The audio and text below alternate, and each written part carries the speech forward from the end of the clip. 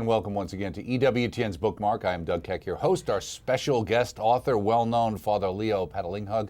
2 books, Epic Food Fight, published by Servant, and Spicing Up Married Life, self-published. And great to have you here. Thank you very much, Doug. And of course, both available through the EWTN Religious Catalog. We got to make sure that we do say that. Let me ask you, Father, you keep cooking and cooking and cooking here. You're doing TV shows, you're out and about. We've been doing a lot of programs from all different locations, really, getting out, and at the same time, you're finding time to write these books. How do you manage to do those 2 things? You got to do something in airports, Doug. Is that what it is? You're writing in airports? Okay. It's either I complain or I pray. And honestly, this book, Spicing Up Married Life, which I self-published, it was my 2nd book, it came about in prayer in the airport because I was bored, waiting, and I saw this couple fighting. Okay. It was really sad. You said you wouldn't say anything about that.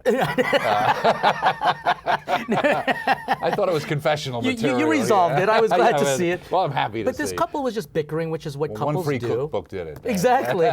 And in prayer, I said a prayer for them, and I felt God say to me, if you really want to help families, which was what my first book was about, he said, then you need to write a book about where families start, and that's with couples. Okay, so and that's spicing up. Married life. So since we were going to first talk about Epic Food Fight, I'm sorry, but since you went off there and we're connecting, I'm following you. I'm just stirring the pot. Stirring the pot. I know. You talked about that in married life too, didn't you? Really. I did. So satisfying couples' hunger for true love. Now, one of the things that we were talking a little bit before the show about the fact that this is self-published. And you had a reason behind why you decided to go that route. That's correct. There were a lot of groups who were very interested in this because of the success of the first book. Right. But at this time, marriage, and still is now, was under a contested debate. What does it mean? And it's very easy for a publishing company to say, soften this message, talk more about this. And I wanted to make this what I normally do in my marriage preparation courses. And everything from start to finish is 100% me. And it helps people to see a sober but pastorally presented approach to marriage around the dinner table. Right. Now, I thought it was interesting, too, because in the beginning here, kind of the introduction, you saw, even though media pundits and judicial activists are busy trying to redefine marriage, many people still recognize that God, not the court system, is the author of marriage. Now, this was written several years ago. That's Obviously, right. A lot has happened, not in the positive way. Correct. How do you see that today going forward? I mean, 4 years ago, that was a perspective. Now you've got even to overcome the perspective. You're talking to people who are saying, well, this is the law of the land now. What's the problem? Well, I think the problem is they're only looking at marriage through a lens of either sociology, the logic of society, the lens of biology, 2 people becoming one, or psychology, which is, what does my mind, an uninformed conscience would say?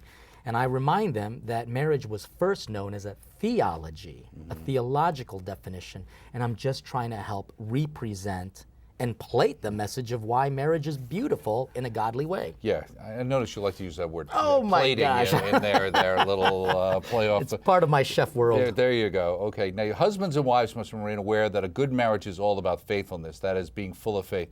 It's not just about the wedding gown, the reception, etc. Have you dealt with a lot of people in your marriage prep where the entire focus, you would think the marriage ended at the end of the honeymoon or something like that. That's right. That's how far the planning goes. Yeah, I remind couples that if you're going to get married in the Catholic Church, it's the union of 3 people. You, the bride, and God, who is love. And if you're simply coming to the church just for a pretty picture on your wedding day, hire the church and do it. But if you're going to do this and we take you seriously, then it's important for you to take God seriously.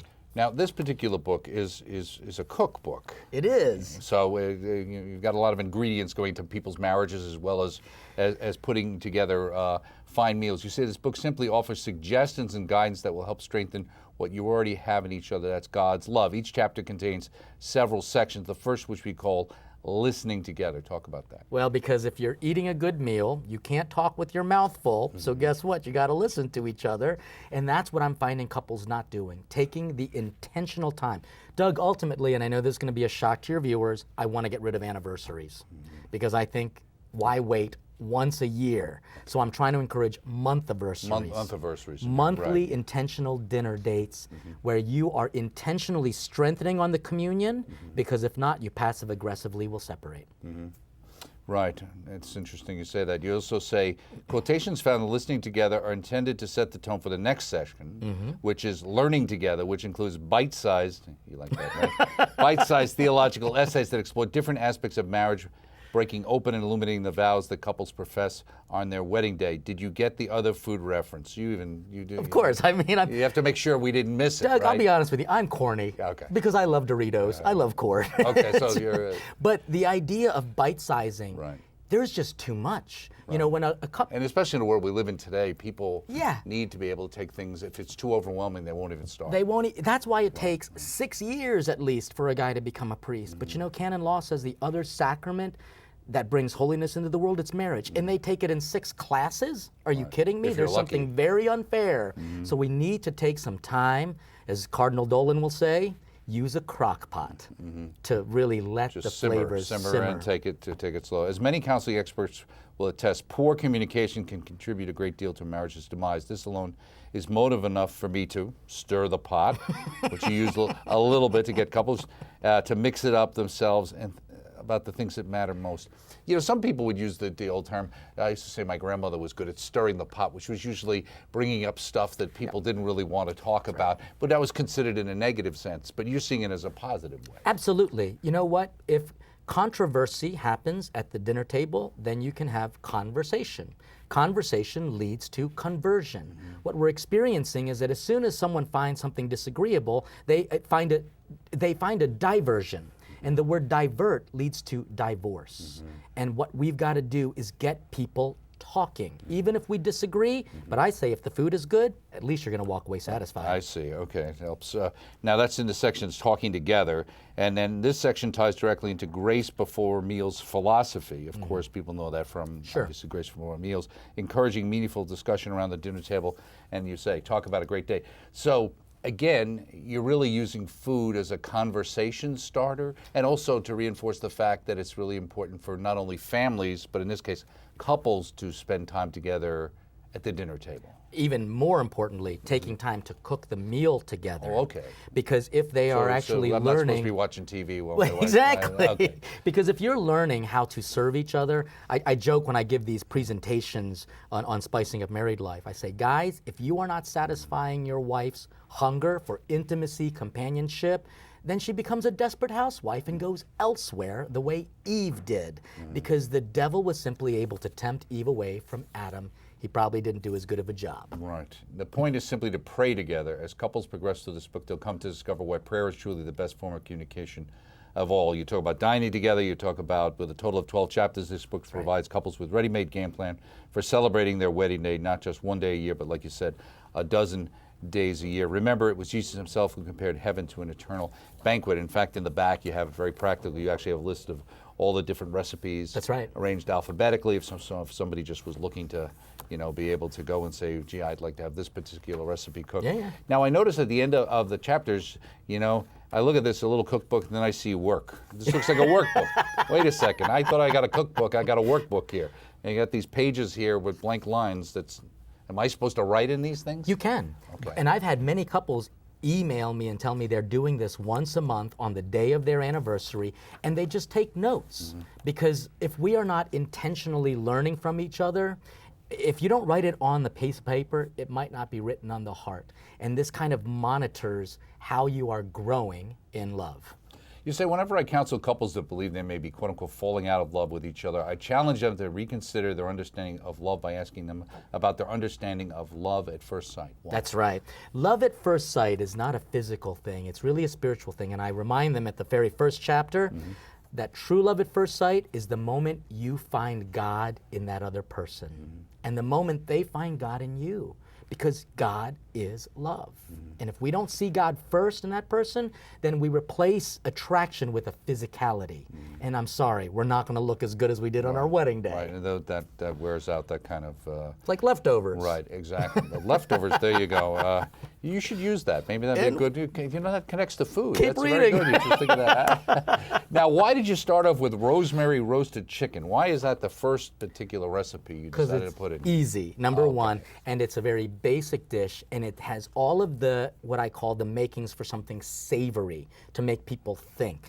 And I am using rosemary because I went to St. Rose, I love the Blessed Mother, and I use wine in that dish because it evokes the remembrance of Jesus' first miracle at the wedding feast. Oh, I thought because it brings out truth. In vino veritas, you got it. What's in this, by the way? While many people think that the purpose of dating is to get to know the other person, it may be more accurate to say that it's primarily about gaining self-knowledge. That's right. You know those dating website services? They're really asking you to introspect and find out who you are before you can give yourself to someone else. That's all that chapter is requiring you to do.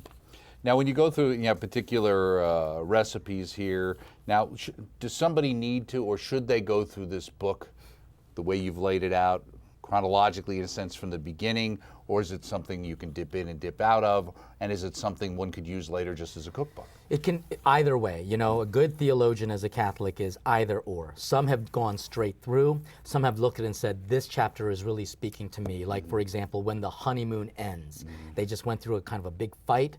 This is a very consoling chapter to help them to realize nothing goes to waste in God's hands. Right. You also mentioned the fact that many times when you're dealing with young people who show up in the confessional, they're actually asking you for kind of counseling related to their getting married. Oh my gosh, it is amazing what the confessional can do. And I try to remind people in the confession when they're confessing the sins of their spouses, I say, this is your confession, not his or hers. And why are you telling me when this is something you all need to be talking about together? You see, the devil doesn't want the words to become flesh and dwell among us. And also sometimes we deal in a situation now where people end up sharing these kinds of things on Facebook or on the internet and things, but not yet with their spouse. With each other. Right, exactly. And when is the only time couples can do it? I admit, we are busy, but can we be disciplined, become disciples of love by taking one meal a month on the day of your anniversary and celebrating it? So let me ask you a question just before we move on to epic food fight. Sure. Spicing up married life. Why does it need to be spiced up? You know, when people look at a priest and they think, gosh, he's so boring, I can understand why they don't want to be Christian. If I see a couple looking so depressed and angry, I wouldn't want to get married. If we see joy in the priesthood and in married life, that's what I want to be. Now this one is epic food fight, and you've got more food fights in here than you know what to do with. Your first, your second, your third. That's right. Were you impacted by the movie Animal House or something? Or I'm sure because Doug, you just dated yourself by referencing that movie. Well, we went from a book about dating and marriage to dating myself. But yeah, the appetizer smacked. The tater hit me in the face. Food fight. That's right. You know, that was my first food fight in high school, and that was a big deal in high school. But it really shows immaturity. And ultimately, what people are going to see is the fight is for the soul, and who is going to feed the soul, because the soul is what it eats, and the devil wants to feed us. Now, you went to school at the Pontifical North American College in Rome, but you didn't like Italian food. I thought I didn't like Italian. Well, you didn't like American Italian. Well, yeah, food, you go to Italy. You still don't. Oh, kinda. Well, I mean, that's what you said here. I kinda don't. Okay, all right. I like it for what it is, but when they call it authentic Italian, then I'm perplexed and challenged. But I went there thinking I would be depressed, and I wound up realizing I'm part of a family. It's beautiful. But you also said, would I fit into an all Anglo-American seminary in a country full of Italians, someone who didn't realize that a Filipino could actually be an American? I would tell the Italians I'm Hawaiian because they didn't believe me, and they would go, "Oh yeah, Hawaii 5-0." Oh, it's a Hawaii 5-0. Exactly, Okay. but that's it. It's it's very easy to judge someone by the cover, but once you get to know them, you reveal a little bit of yourself, and they to you. And the best place I found that was at a meal. Now you say, even though most people would say that I'm very extroverted and outgoing, they don't realize how much work it takes for me to be a public person. So do you consider yourself an introvert or a shy person, or is it just You know, I had to take those personality tests for different religious institutions, and just studying yourself, I'm an exact middle. I'm both introverted and extrovert. If you come to visit me in my humble abode, in the center of my home is a chapel, and it's just for one person and the Eucharist. Right. Now you talk about here the fact that you got to love a regular Italian food. You said the third food fight has a more series of experiences I've had as a Catholic priest. What does a Catholic priest have to do with a food fight? You know, to try to get people to eat the Eucharist, to digest the message, to savor their faith, which is, by the way, on every Thursday at 5 p.m. Eastern. Exactly. I appreciate that plug. Exactly. On EWTN, of course. Check local listings. No, that's been the fight. There are so many distractions. People aren't coming to church because they are being fed with lies that look so good. And that's been the ultimate food fight. Well, you say, all the while Catholic Church seems to be losing the battle. Yeah. As many members leave, either disillusioned by scandals or hungry for something more, something different, or something exciting that they think is out there. They think is out there. I guess to some degree, it's like thinking about spicy your marriage without realizing it's all there. You're right. You start looking someplace else, you're going to find that there's nothing really there. Yeah, because they're just discerning and maturing their taste, and they're realizing that all the fluff of the world does not leave them satisfied. That's Saint Ignatius of Loyola. And this is where you say a simple power of a meal. I realize that so much evangelization and effective catechesis occurred while visiting with people around the dinner table. You're right. As a parish priest, at one point, people invited you always to their homes for dinner, and I would show up 45 minutes before they told me to. It drove them crazy, but it gave me a chance. Wife must have loved you. They did eventually when they realized he's here to actually help set the table and be part of the family. Okay, right. Do you think it's also because that in that kind of a more relaxed environment, people do relax, let their guard down, and are a little more honest with each other and relate to each other? I think Pope Francis is demonstrating that. You know, he's eating in the cafeteria. Now, granted, it creates its own host of problems, but people just see a folksy, familiar side to the priesthood. And you can't get any more familiar with someone than eating with them. Right. Now, throw down with Bobby Flay, which that was your epic battle. Did you win? When you put holy water in the marinade, Doug, miracles can happen. Was that the miracle? I did win, and that really set a trajectory. You know, the movement has been popular, but after that one episode on the Food Network, 2 million unique visitors visited my website that night.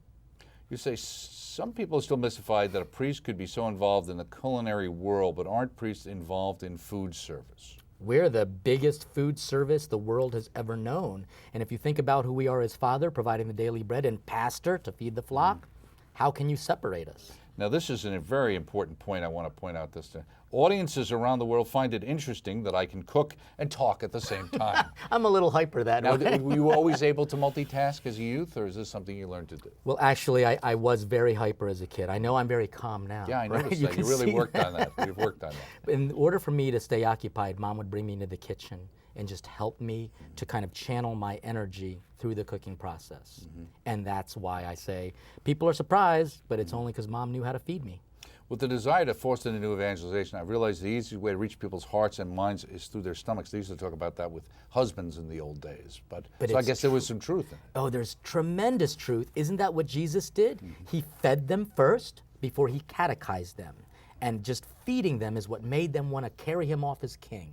And I think what we're doing and missing in the Catholic Church is just showing the human formation. Why would anyone want to eat with us if we know that we're going to debate the entire time? Why can't we just sit and enjoy each other's company? Chewing on the good news.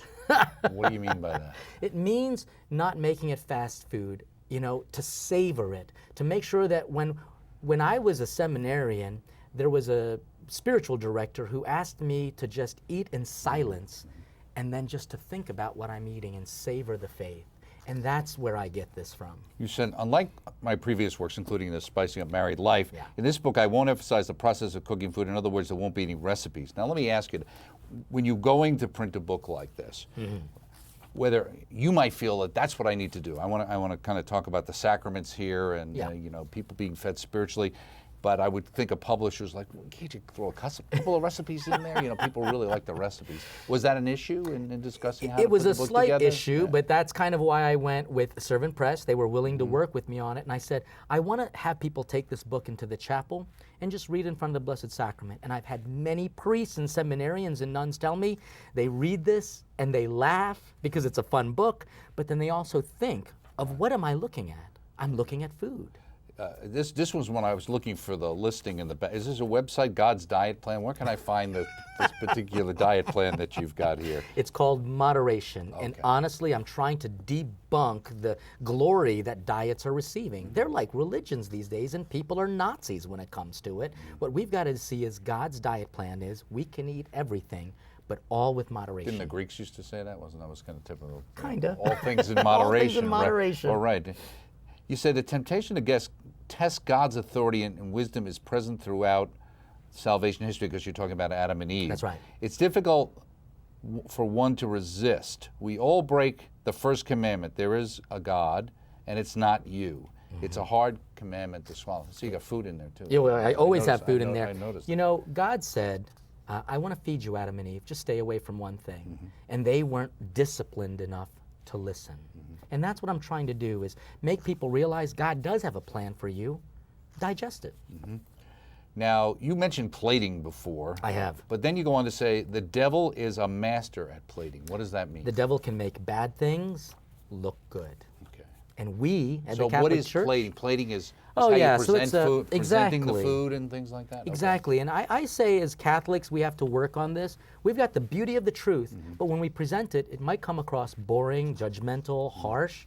We've got to know who we're feeding and what can they take. I see, I can't okay. shove steak down a baby's throat the way I can't shove the truth of marriage down someone who's never been raised with an understanding of marriage. Right, right. Hasn't been prepared to eat that kind of food yet or take that on. Now, at the end of the chapter here, in chapter 1, practical theology for the dinner table, and you actually have questions.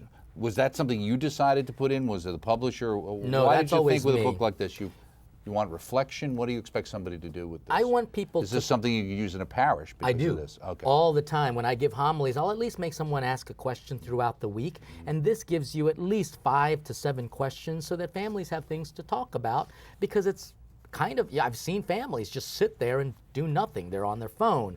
Let's throw out a question and get them talking. Who's a food snob?